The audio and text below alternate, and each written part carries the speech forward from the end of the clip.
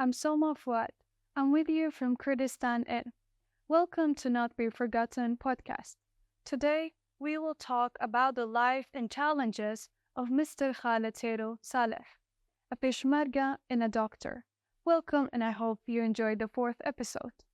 دەستپێکە شوڕەشەمە دکتۆر تنێ ئەز و دکتۆر ڕزگار بوون ئەف چەندی برینداریت دەرمانکردن هەر ئەزەوە بتنێ بوون حتا ساڵە هەشتێ التحاقات بەرفرە بوون برادر زۆر هاتن گەلە دەوراتت برین پێچێژی مەڤەکردن مەگەلێکردنە برین پێچ التحاقات چی بوو شەڕ ئیران و عێراقی دەست پێ کرد دکتۆرە التحاق کرد معان طبیب هاتن مضمد هاتن فلان هاتن بێوان هاتن مەشغولە خۆ وەکی نوژدارە نەف حزبی دەست کرد يعني أم تقريبا نزكي صد نوجدار أبون مضمد ودكتور وفلان بيوان هاد بونا توزيع كينان سر دبرا شورشي عز دكتور زجار البارجاي لقيبون بيرام تدي يعني دست بيكي وقت خولم مكرن از كلمة برين بيش دلي من نبون يعني ما حس تفنجت كده از بما بيشمرجة وشما قاضي خباطين ولا أم هر بيشمرجة بون بس كو أم تكليف كي فيت بنا دكتور أم محتاج دكتوران يعني Khalid Saleh was born in 1960 in Mosul. Initially, he was part of the Aylud Revolution through his brother Mustafa Mazuri, who was a member in 1975. When the revolution paused for a while, Khalid was just a kid, only 15 years old. In 1975, when the revolution paused for a while, Khalid was just a kid, only 15 years old at the time. His brother returned to Mosul, but the Iraqi government followed him. Realizing he couldn't continue like that, they had to escape to Bakur Kurdistan, northern Kurdistan. Khalid, his brother, and a friend named Muhammad Salim, God rest his soul, left Mosul, traveling through Duhok and Ahmadi until they reached Bakur Kurdistan. There, a few other friends joined them, forming a group of 10 to 16 young people. In 1975, they received news that they shouldn't return and that they should organize themselves to continue their revolution. They stayed in the Hakkari area. Later, their group grew to about 15 people, and they began preparing for action. The first member sent from their leadership, God rest his soul, was called Hashim Mahmoud, and he had been a member of the Aylul Revolution. They received a letter indicating that the revolution would continue. At that time, Mustafa was their organization leader, until a leadership gathering occurred, forming a temporary leadership. They opened an organization in civilian houses, since they didn't have a dedicated space. Some of their brightest members were sent to Iraq to spread the message that the Golan Revolution would be the continuance of the Aylul Revolution. Khalid and his friends then started their secret missions. After the message reached Iraq and Mosul, the revolution began again. He had fled in 1975, and the revolution officially restarted in 1976, making him one of the first Golan Revolution Peshmerga. He was one of the main organizers in the Duhok area at just 15 years old. The news of the revolution resuming brought Khalid great joy. He was determined not to accept oppression any longer. They were the main organizers in the Duhok area, and he was just 15 years old. The news of the revolution resuming brought Khalid great joy. He was determined not to accept oppression any longer. Being part of the PDK party, he fought with all his might. The people were motivated and full of hope again. Despite their youth, they had big dreams and strong feelings. At that time, the Kurdish nation was practically dead, crushed by the oppression of the Iraqi government, which was imprisoning and executing people. They came to give the people hope that the fight for their rights would continue. As more people joined them, they opened headquarters, acquired weapons, and did operations. As word spread, hope grew. Looking back, they could see the fruit of their hard work from those days. In the beginning, the leadership visited areas secretly. Since Khalid was a teenager, he didn't participate in those missions, but his brother and others did. They didn't have many weapons. If there was 4 or 5 Peshmerga fighters, only one would have a weapon, but they still joined. In Beruman village, their organization operated from the house of a Peshmerga called Mam Yusuf, also known as Salim Sorani.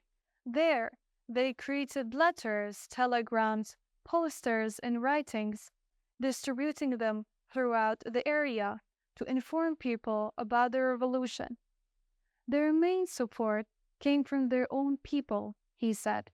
The Golan Revolution was primarily made up of the young people, most of whom didn't have families. For those who did have families, they advised them to support the revolution, but not to join as Peshmerga fighters. Instead, they were encouraged to take care of their families. They were driven by a deep sense of Kurdish identity, which motivated them to fight. Many left their families behind, often without any news of them after leaving. They changed their names and avoided asking each other personal questions, ensuring the Iraqi government couldn't use their families against them. The new generation must keep Kurdish identity in their minds and hearts, and recognizing the need for their nation to have his own country, Khalid said. The enemy made life difficult for the new generation in hopes that they would drift away from their principle. But no matter how much oppression they face, they must never abandon their principle.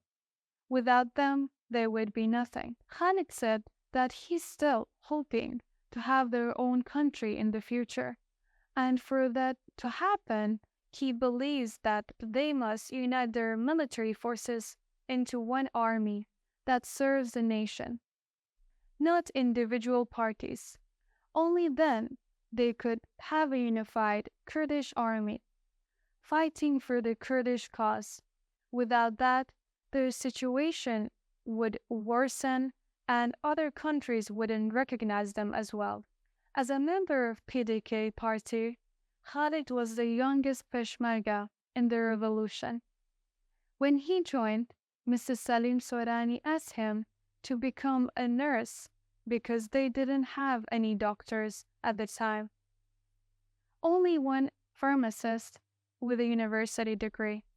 They opened many courses to train him and others as nurses for the revolution, and he became known as a doctor.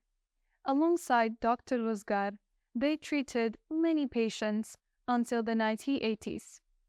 Later, more people joined them, and they opened more nursing courses. When the Iran-Iraqi war started, more doctors joined. Later, they had 100 nurses working with doctors, and they were assigned to different locations in the revolutionary areas, with Khalid and Dr. Rozgar stationed at the branch headquarters. Initially, Khalid didn't want to be a nurse because he wanted to hold a weapon and fight as a Peshmerga fighter. Even though he remained a Peshmerga, they needed him to be a doctor. He was very intelligent. Having studied Arabic in Mosul, he went to Iran, took an exam, and performed well, which led to him becoming the head nurse at the headquarters. They had a hospital that received medication from Iran, Syria, and Turkey, and they treated people from surrounding villages as well.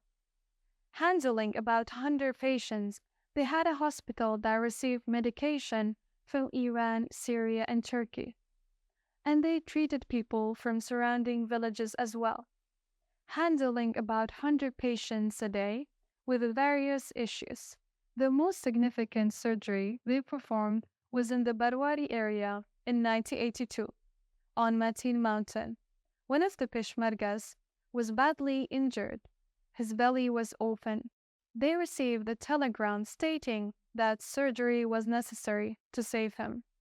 Khalid and Dr. Rosgar and a friend named Jafar went to the site. The fighter's condition was severe, so they contacted their committee head, stating they needed to operate or he would die. They couldn't send him to neighboring countries for treatment, as the journey was too far and he wouldn't survive it. They lacked the proper equipment for such a significant surgery and were in a mud house. But they had to proceed. His family provided written permission for the surgery, releasing them from responsibility if he passed away. Lacking anesthesia and so many other necessary tools, they made masks from white cloth, cut open his stomach, put his organs back, and sewed him up. By God's grace, the surgery was successful, he said. During the operation, he was awake and talking to them while someone was giving him orange juice, since the surgery took several hours. Later at 1 a.m., he woke Khalid and said, "Dr. Khalid, something is coming out of my stomach." When Khalid checked, he found a hole that they forgot to sew, with discharge coming out of the wound. Dr. Rosgar said it was okay and instructed him to apply tape and ice to it. Days passed and he eventually healed, though the wound and discharge remained. They later sent him to Syria, where a doctor examined him. Upon learning that a pharmacist and a nurse had performed the surgery, the doctor remarked that they deserve a prize. The Syrian doctor was very impressed, considering their limited equipment and lack of anesthesia. Khalid said that surgery remained the only major procedure they performed throughout the revolution. Thank you for staying with me to hear about Mr. Khalid Hero's story. Stay with us for the upcoming episodes to hear more interesting stories of lives of noble Peshmergas. Give us your feedback and hit that like button.